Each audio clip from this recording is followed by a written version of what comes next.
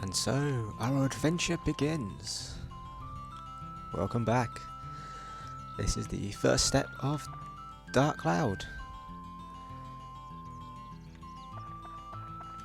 Lovely protagonist and what remains of our village.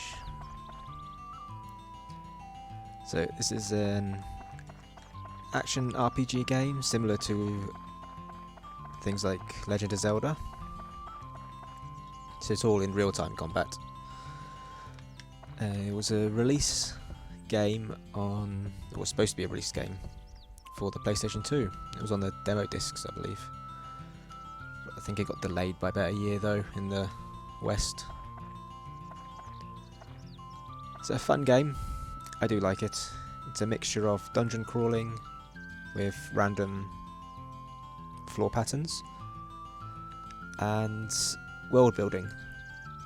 It's quite simple in both sides, but it's a lot of fun and I really enjoy it. There's a lot of tutorials to begin with, so as soon as we get to the dungeon we will have to go through some tutorials, so I'm not going to explain too much until after those. But I do like the systems used in this game. Oh, it's already dusk. But other than that, let's get on with the adventure. So our first task is to go over here to the mayor's house. There's no prompt for doors, which is a bit strange, but what can you do? Minor setback. Ah, Towen, you're alive! Seems like we're the only ones in the village that survived. We never dreamt this had happened. One night and our village is gone. Can you believe this, Towen? I feel so hopeless. I, the mayor of the village, can't do anything about it. What am I supposed to do now? Mr. Popeye there.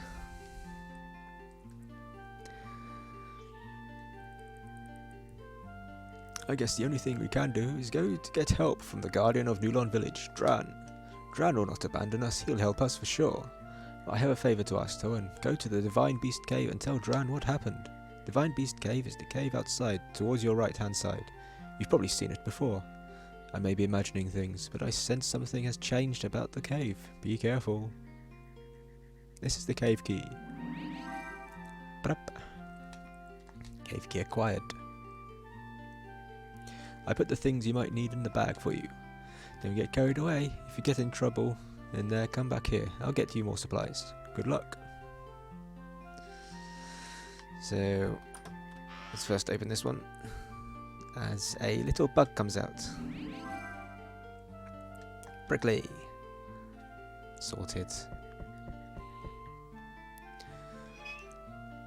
And now we can go to the cave. So, if we press select, as it says in the bottom left, we go to edit mode, which is this, which allows you to build the world, but we haven't got anything to build it with yet.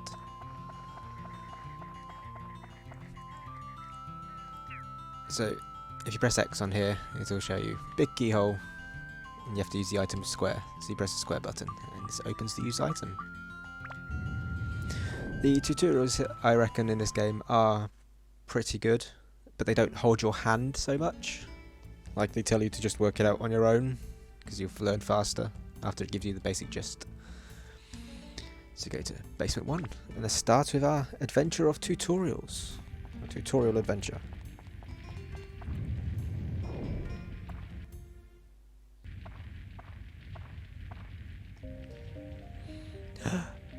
It's for real this time, Towen. From here on, you'll be put to the true test. Rah.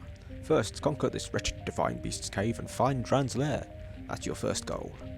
Since you're a beginner, I'll give you a lesson on how to fight in a dungeon. First, to advance to the next floor in a dungeon, acquire a gate key for the door leading to the next floor. Each dungeon has a different gate key. For the Divine Beast cave, Dran's crest will be the gate key. The gate key is almost always carried by a monster in the dungeon. You must defeat the monsters to acquire the gate key. Since you can't tell which ones have the key, you'll just have to defeat them one by one.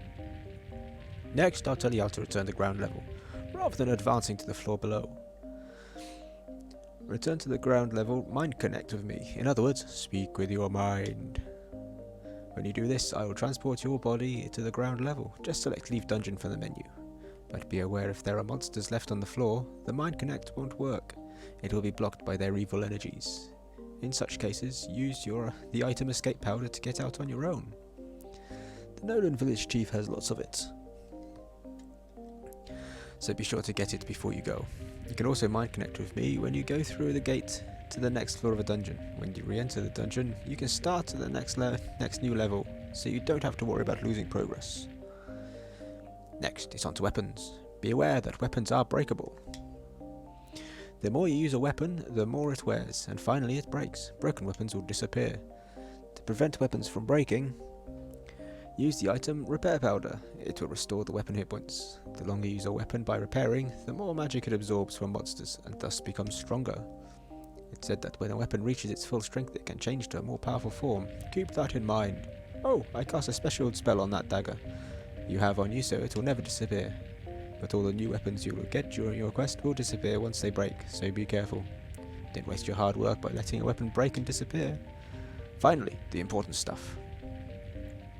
The Sphere Atla, where I protected and sealed the fragments of the world. If you see an Atla, don't hesitate to touch it. You can absorb the contents of an Atla into the Atlamelia by touching it. When you return to the surface, you will be able to begin reassembling these fragments of the world. Oops, today's lesson ran a little long. That's it for the lecture today. Now Towen, show me your true ability on this quest. And he's off. That is probably the longest tutorial. All the other ones are actually quite a bit shorter. So here we have our dungeon.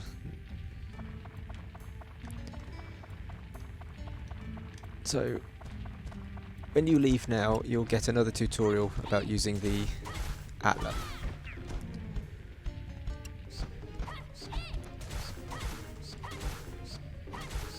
There's also a tutorial on the 3rd floor, which is usually the one I like to complete. Ah, magic power. So you can also charge by holding the X button down. The good thing with the charge attack is that it makes you invulnerable. Macho acquired. This is a good idea to use it, and the flying bats poison you, and they are really annoying when they do that. So, always a good idea to use the charge attack on them. It does use up your weapon hit points.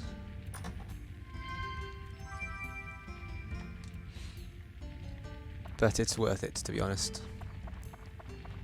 So we just got a magical crystal. This acts as like the Zelda compass. So on the right of the screen you can see all the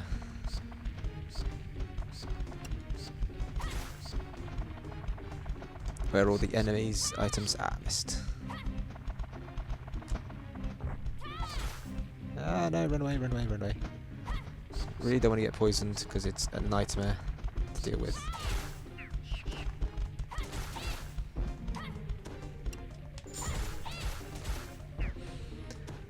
Sorted. Prickly acquired. Pricklies are fishing bait, and a lot of the fishing bait sells for decent money as well once the shop gets running.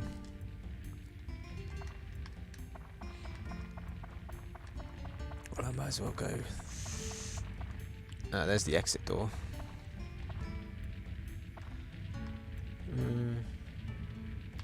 I'll go down this way first.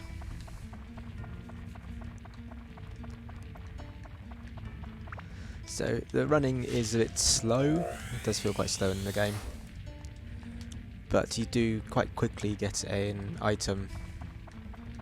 It's a breakable item, but it's a usable item that increases your speed.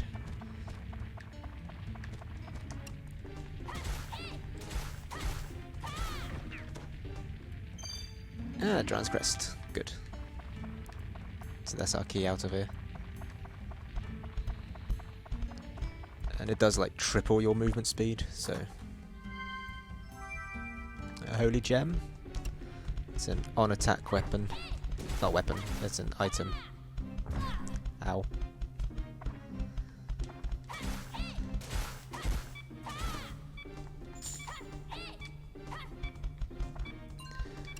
So you can hear the beep, that means the weapon's taken damage, as you saw with in the message at the bottom as well. And in the top left, the lovely weapon is flashing. As you've got your hit points there, we can go repair it. With repair powder. So you can see below there as well, you've got health and your thirst meter as well, as you do get thirsty in this game. Well, as I'm here, I'll explain the weapon stats in a moment. Almost leveled up. There's a blue bar under the weapon hit points in the top left that show you how much experience you've got on the weapon. Since your character doesn't actually level, that way. It's your all your strength comes from your weapons, which disappear when they break. So you gotta be careful. It's never really good to push it.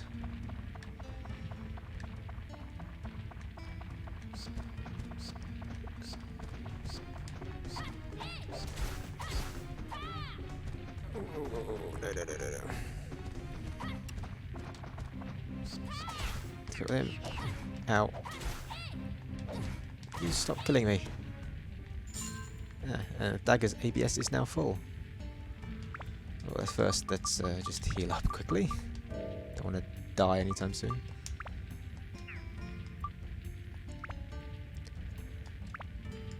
Which means we can now upgrade it. So, all the weapons have these slots. The blue one is for synth spheres, and these can be normal ones. These can be normal as well. You've got your weapon hit points, your absorption points,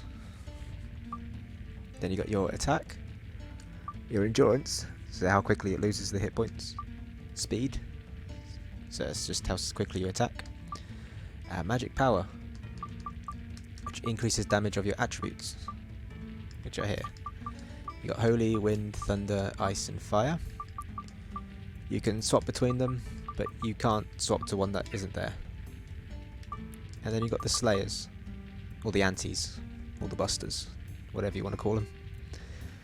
So you got dragon, undead, marine, rock, plant, mage, mimic, metal, sky and beast. Might as well put that there. So the higher the number is, the more damage you do those types of enemies. So might as well upgrade this. It's always good to upgrade before you repair because your hit points will go up. But I don't think it matters because you get that added up anyway.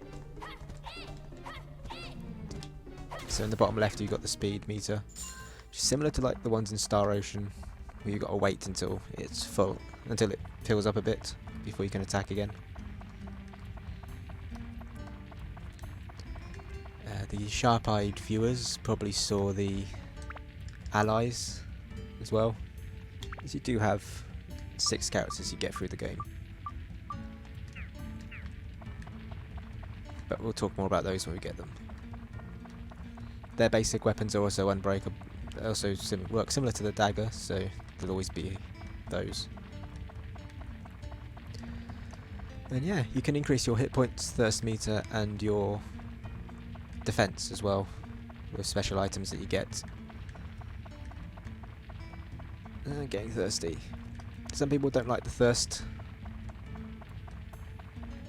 that you get, but I don't really mind it. It's not too intrusive. It's a nice addition. Oh, there's the map. You can actually heal it in dungeons with not only with water and drinks, but with pools of water as well.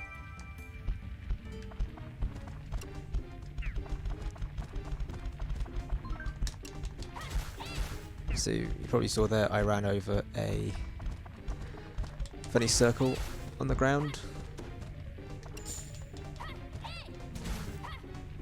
which does a variety of different things. The common one is stamina, but it can also do things to your equipped weapons. such as changing its statuses so it increases some of the stats or decreases them by like between 1 and 3. Nothing major, but can be a bit annoying sometimes if you're so close to leveling a weapon up. You can also completely heal it. Can completely remove the remove your weapon hit points down to really low.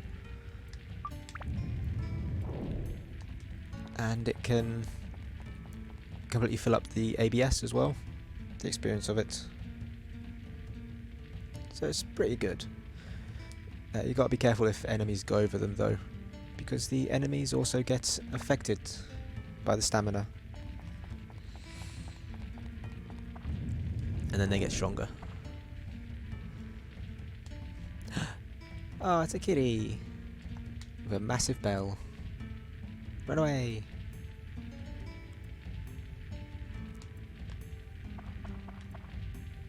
So yeah, most of it's just a dungeon grind, as with a lot of games, lots of like RPG style games.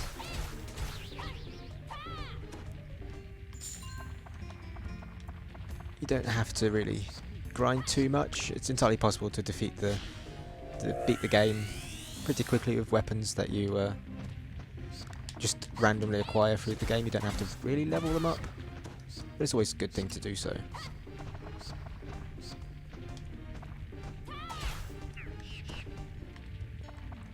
So this is the healing pool in this game. In this level, you go in, it heals your water and health, but you can't attack in here because every time you press X, it just says recover health and thirst here.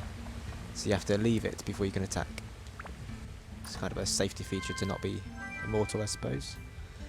There's a thunder attachment, which increases the thunder attribute by 3. So you get the elemental attachments. As you saw with the magic power, you also get regular attachments, which increase the first 4 stats. So attack, endurance, speed and magic.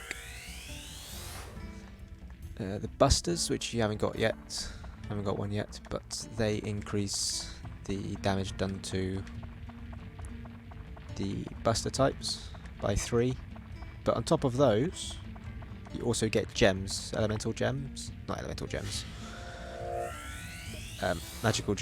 So they're things like opals, sapphires, diamonds, and they increase more than 1 stat at a time. So they're really good if you need to increase a couple of things at once. They're the sort of things you really want to farm. That was a mistake, I really shouldn't do that, but got lucky with the timing there. So on the first dungeon run, if you're lucky, you'll get a weapon. They come in big chests, but they're a bit rarer.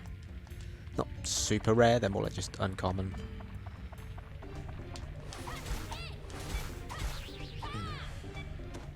What I like to do is clear out up to floor 3 when I first play the thing. But obviously, if you can't, if the items don't allow it, then there's not much you can do.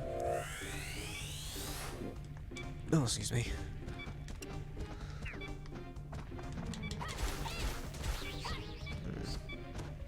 Oh, Drown's Crest. Great. Run away, run away, run away. Got lucky there. So I have to go back up to the top. There's at least 2 chests up there, because we haven't got the crystal or the map yet. The question marks on the map that you can see are special areas. You need special keys to get there. That gets explained on floor 5 tutorial. And then there's another tutorial on floor 7 about special effects on floors. So we'll cross that when we get there. But it just goes, well, it's not much of a tutorial. If you go into the back area, it will take you to a place with stronger enemies but better rewards. It's a common place to get the enhancement gems, like I said. And the stronger enemies, they all have permanent stamina buffs, basically. And they're usually enemies from further down in the dungeon.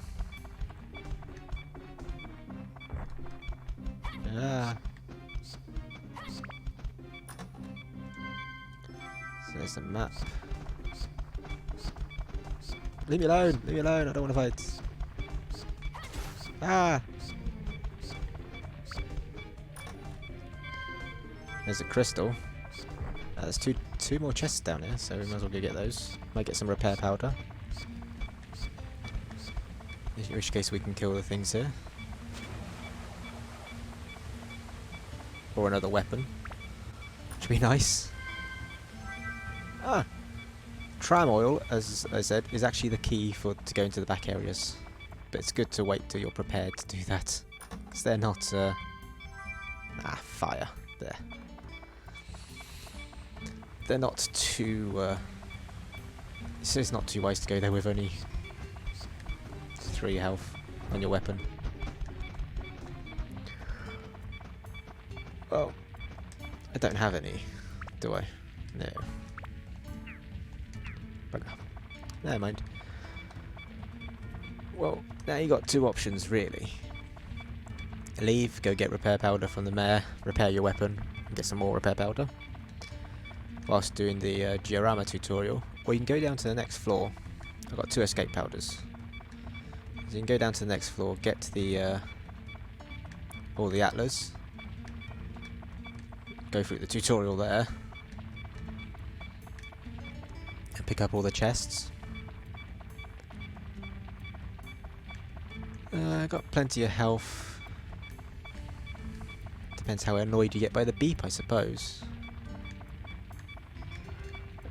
Doesn't bother me too much, so I'm actually going to go down further. Might as well get rid of this tutorial now rather than having more tutorials later on to do. I've got 2 escape powders, so it's fine. If you do die in a dungeon and you're forced to leave, you lose half your money. You don't get a game over, really. You always get a chance to retry, so it's quite easy on that front. I'm back! Exciting, eh? Don't give me that look. This is for your benefit. Now, here is the intermediate course. I won't repeat myself, so listen carefully. First is the lock-on. You already know that pressing the circle button locks onto monsters. Red target frame will appear around an enemy for as long as they are locked on. However, you may not have known that the L1 R1 buttons' functions change during lock-on. Press L1 during a lock-on to switch to another locked-on enemy. Pressing the L button repeatedly cycles through all the enemies in your field of view. Next, pressing the R button activates your guard. Guarding allows you to defend against enemy attacks. Don't forget the guard function, it can save you in the heat of battle. Also, did you know about the attribute change function for your weapons? This changes weapons' elemental attributes. There are 5 attributes: fire, ice, thunder, wind, and holy. Many monsters are vulnerable to a specific attribute. To change your weapon's attribute, use the attribute or customize command in that weapon's menu and change it there. Of course, you cannot activate an attribute unless that weapon has points for that attribute. What do you think? Easier? Don't want to fry your noodle, so that's enough info for this time. Good luck to you, boys. See you soon.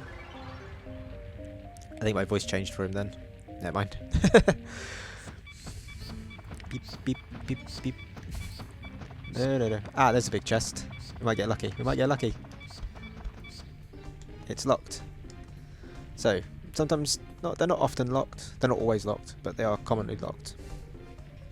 So if you have a treasure key, you can use that. But they sell for 400. So, yeah. So you can force it open. So you've got poison, explosion, or curse. Poison depletes your health over time. Very annoying if you haven't got an antidote. Explosion deals about 50 damage to you. You gotta be careful with it. And curse stops you from swapping your weapons out. You can still swap allies if you got them, but you can't swap your weapons. To be honest, the more lethal one is explosion. That's usually the better one to try. Poison and curse, you can deal with them. But I suppose what you can do is explosion you can actually run away from if you're fast enough. If it's a weapon, we really want to do curse. It was an explosion. See, you managed to move away from it. So it's still locked, but it doesn't. The trap doesn't change. So you can do explosion, which is successfully released, and then you open it, and it's Oh, a Samshire. That's nice. Because it's a really powerful weapon. I mean, it's not, but it is in this context. Because that's actually a tier 2 weapon. Monster is pumped with energy. That means they're now glowing yellow. They've all got stamina. Fortunately, it doesn't last too long.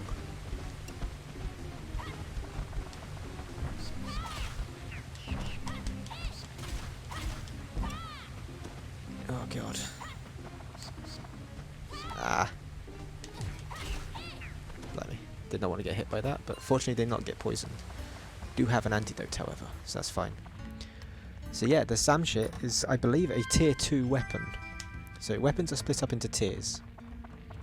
I think there's like 6 tiers for most of the characters. And each one does into different weapons. A lot of the first level weapons sort of go into the same. So there's like there's like 4 or 5 first tier weapons. And then it's I think there's like 4 or 5 second tier. I think there's only 4 third tier ones, and there's like 3 fourth tier, 1 fifth, and there's 3 fifth tier. So a lot of them, it's like a pyramid scheme. A lot of them go to. Ugh. So they're statues. Statues are terrible. They're made of stone. Yeah, so it's like a pyramid scheme. So you don't need to keep all of them. Like some of them just go into the same weapons. I might as well go through here. So you got the build up option. So this one only goes into one weapon. You got the red ones are what you need. So you need attack, endurance, and magic. Ice, wind, and holy, and beasts, metal, and mage. I think that tutorial is actually on floor 5, but I'll get there later. Did I get the key or not? I wasn't paying attention. Nope. So statues are horrible because they're made of stone and they've got high defense, which means you lose a lot of weapon hit points. As you can see, I'm already on 16. And I don't think I've even got Dran's crest. We do have a holy gem, so if you see any statues, might have to use it on them there.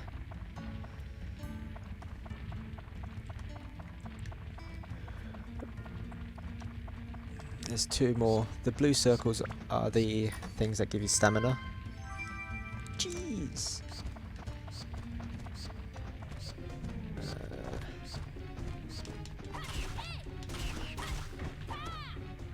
Nothing. I'm going to avoid fighting the statues.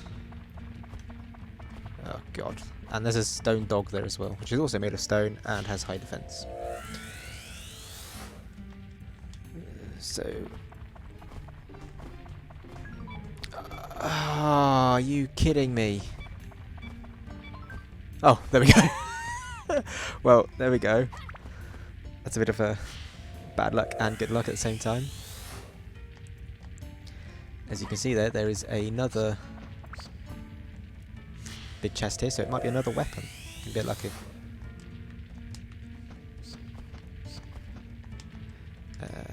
Force it open, let's do curse. Ah, successfully released. What do we got this time? Wow, another one. That's impressive. Ah, see, there we go, poisoned. But seriously, another one. This might be a good run, I don't know. Alright, let's kill the stone dog. Don't have a lot of hit points, fortunately.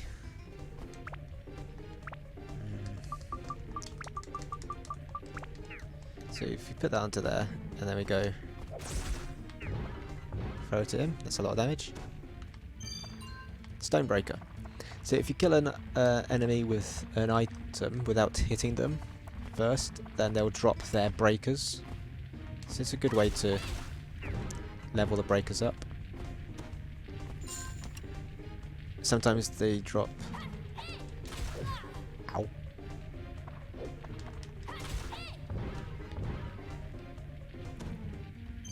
Regular items, so that's endurance +1. It can go up to +3. So it's good for the stuff, but you get a lot of attachments, so you don't be afraid to sell them either, or just use them on random weapons.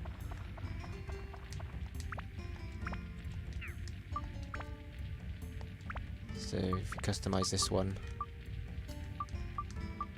just give it endurance. Give it a bit more thunder, might as well. Get that up to 11. If you have a look what it needed. It didn't need thunder, it needs ice, wind and holy. We got a wind one. There we go. But it's interesting we got 2 of them. I quite like the look at this weapon.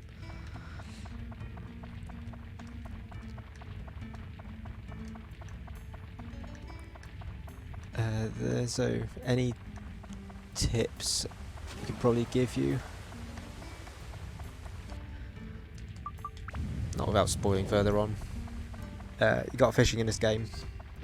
Probably guessed by the fishing bait.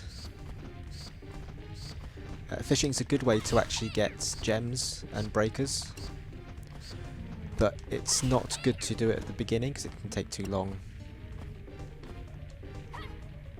to like get the points. So when you fish, you get fishing points. Yeah, last enemy has the key.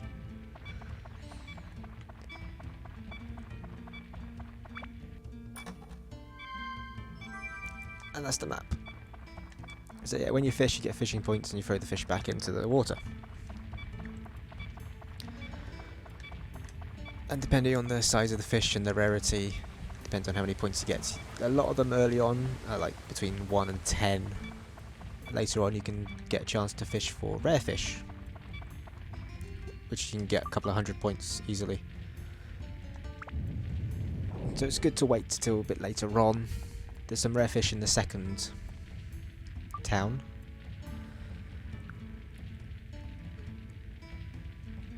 And once you start doing that, you can start leveling up weapons really easily. So leave the dungeon and then do one more tutorial. So we got the Giorama tutorial now.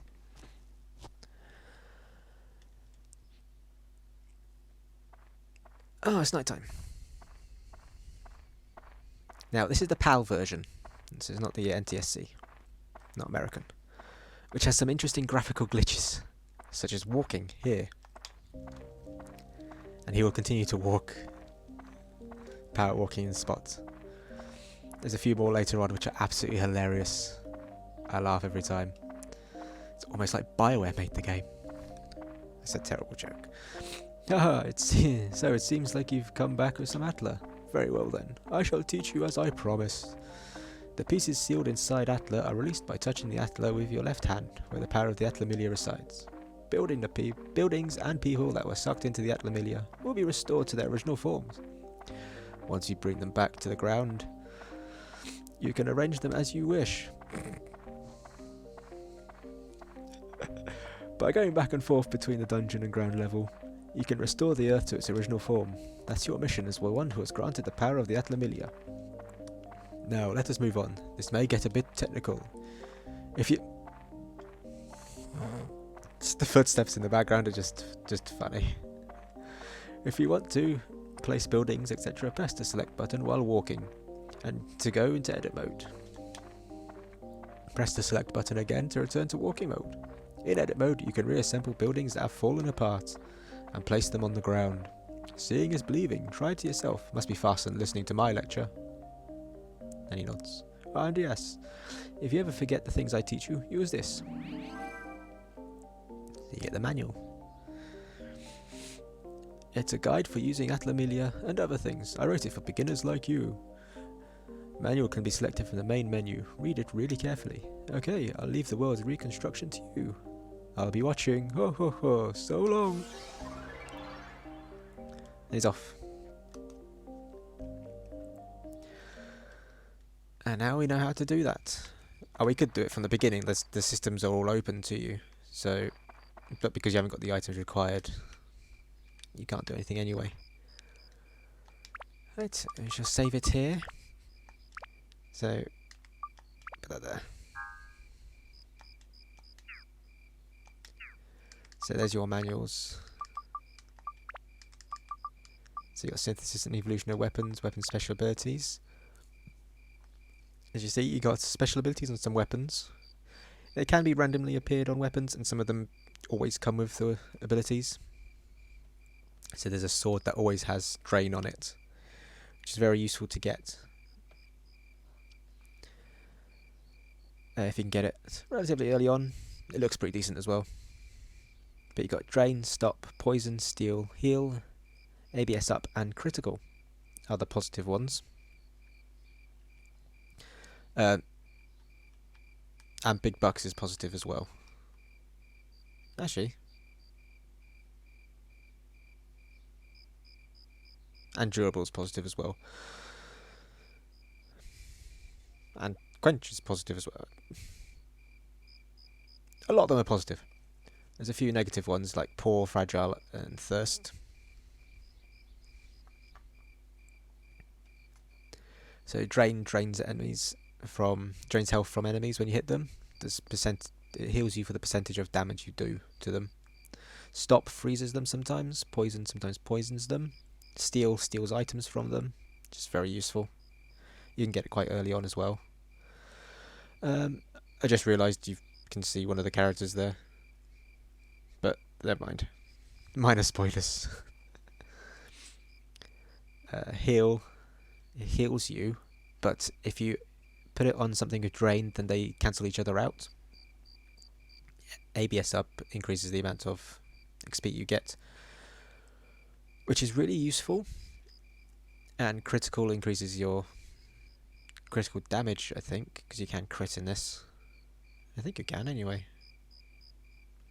Big bucks increases the money you get. Poor reduces the money you get. Durable makes it basically like doubles the endurance, so it doesn't get damaged as easily. Fragile like halves the amount that the endurance does, so it just gets damaged more easily. Quench stops you from getting thirsty, and thirst gets you thirsty. Yes, as it says. Big bucks doubles the money, and poor does that. Steal randomly steals items. Quench delays thirst, and thirst doubles the speed of dehydration. Poison randomly poisons enemies. Poisoned enemies quickly begin to lose health over time. Freeze randomly freezes enemies. Durable delays the decrease of weapon hit points.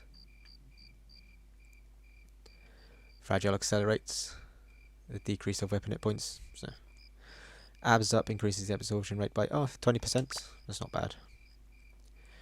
Drain absorbs life from enemies with each attack. Heal gradually recovers health over time.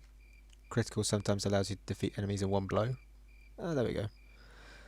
These special abilities can be transferred to another weapon by synthesizing with a status break. However, be careful because some abilities may cancel each other out. There you go. I did save, but I wasn't actually going to go into that. What I was going to say was the manual is actually an item here, and you get access to a bank later on. If you deposit it into a bank, it actually disappears from the screen, so you can't read it. Yeah.